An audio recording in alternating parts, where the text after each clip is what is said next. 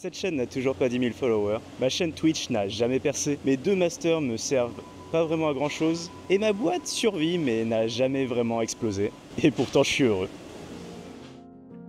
Voyez-vous, en ce moment, les choses sont un peu difficiles. Je vais vraiment pas vous mentir. Certains de mes clients ont terminé leur contrat avec ma boîte, ce qui a rendu les fins de mois légèrement compliquées. Mes chaînes YouTube, Insta et Twitch génèrent un peu de revenus, mais rien de fou pour le moment. Situation compliquée, mais je pense situation parfaite pour vous parler un peu du bonheur, ou de ce que j'entends comme étant la recherche du bonheur. On ne va pas passer par 4 chemins. L'argent ne fait pas tout, mais ça aide clairement à avoir l'esprit un peu plus détendu. Je vous épargnerai donc aujourd'hui le cliché sur l'argent ne fait pas le bonheur. Personnellement, les 2 dernières semaines ont été très stressantes et j'étais en recherche assez intense de nouveaux clients pour faire remonter les revenus perdus par la perte de mes anciens clients. Les joies de l'auto-entrepreneuriat. Bref, je pense que vous vous en doutez, et comme beaucoup d'entre vous, j'ai des objectifs dans la vie. J'aimerais bien percer sur les réseaux sociaux et avec ma petite agence en marketing, faire face aux plus grosses boîtes avec des cachets mirobolants et être fier du parcours effectué. Et bien sûr pouvoir vivre de ces 2 activités pour pouvoir ensuite me soucier de choses que je dois malheureusement mettre de côté pour le moment, comme retourner en France voir ma mère de temps en temps, bâtir un projet de vie avec ma copine, prendre du temps en général avec mes proches, etc. etc. Je pense clairement pas être le seul dans ce genre de situation, à différents niveaux bien entendu, mais nous sommes sans doute très nombreux à espérer plus de la vie. Néanmoins, c'est dans ces énormes moments de doute et de stress que j'essaie de relativiser. Vous le savez, je pense, si vous me suivez sur Twitch depuis des années, mais le stress a beaucoup joué sur mon humeur durant les live IRL, pour des raisons que j'ai déjà évoquées dans des vidéos comme mes regrets au Japon ou mon expérience de stream sur Twitch. Je mettrai les liens vers ces 2 vidéos en description si vous ne les avez pas déjà vues.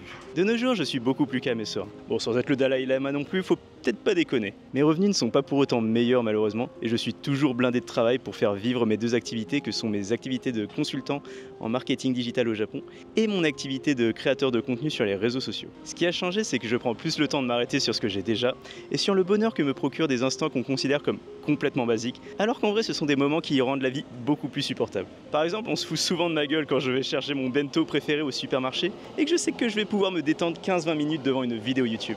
Pareil, le simple fait de me balader autour de chez moi me fait me rappeler que bien que je n'ai pas atteint mes objectifs actuels, je suis quand même en train de traîner de nuit sans prise de tête à Tokyo. Tokyo quoi, le rêve de mon adolescence. Ce n'est plus mon goal actuel mais ça l'a été, et c'est important de se remémorer les petites victoires accomplies. Hélas, sans parler de victoire, je pense qu'on doit valoriser davantage nos petits hobbies. Je prends un plaisir incroyable ces derniers temps à m'acheter des CD ou des vinyles pour ma copine et à prendre le temps de les écouter devant un bouquin. Oui, je lis beaucoup depuis un an, la lecture m'a forcé à faire un peu pause dans ma tête et à prendre le temps. Et avant que vous sautiez sur l'espace commentaire, acheter des CD en ce moment ça coûte absolument rien et ça m'apporte plus de plaisir qu'un abonnement Spotify.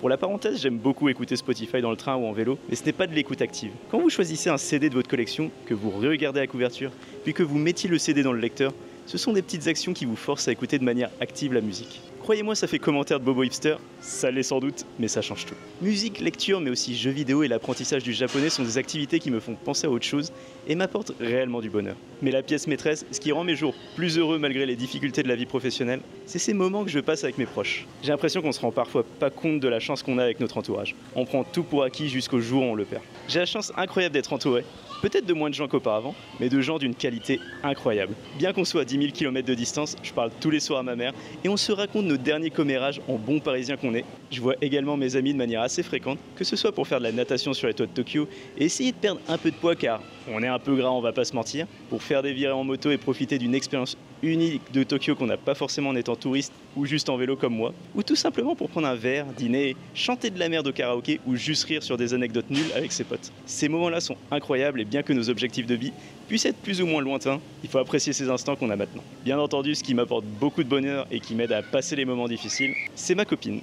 Copine qui me soutient sur mes projets, avec qui je peux parler de mes doutes, avec qui je rigole beaucoup et avec qui je prends le temps de me détendre. Et c'est bien sûr la même dans le sens inverse. Je l'écoute et j'essaie de la rassurer sur les moments de doute qu'elle peut avoir. Je suis heureux de l'avoir auprès de moi et même si l'avenir est incertain, je sais que je suis entouré de personnes incroyables qui rendent la vie beaucoup moins pénible. En étant créateur de contenu, j'ai souvent eu droit à des remarques blessantes sur ma personne, à des coups de poignard dans le dos de gens à qui je faisais vous voulez faire confiance? Et c'est vraiment dur à encaisser. Mais tant que j'aurai mes proches qui m'apportent beaucoup et me redonnent confiance en moi, vous pouvez venir, je continuerai de me relever et je resterai le plus possible positif. Et si j'ai un conseil pour vous, c'est tout simplement de reconnaître les petites choses simples de la vie, celles qui vous apportent du bonheur et apprenez à les reconnaître comme telles.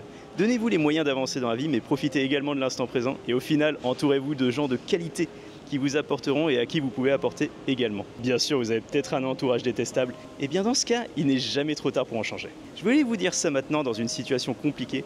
Je trouve que ça a plus de valeur ici que de vous dire ça quand tout roule parfaitement. Ça serait quand même un peu de mauvaise foi à mon goût. Je n'ai rien à vous vendre, juste profitez un max, on n'a qu'une vie. Merci à vous.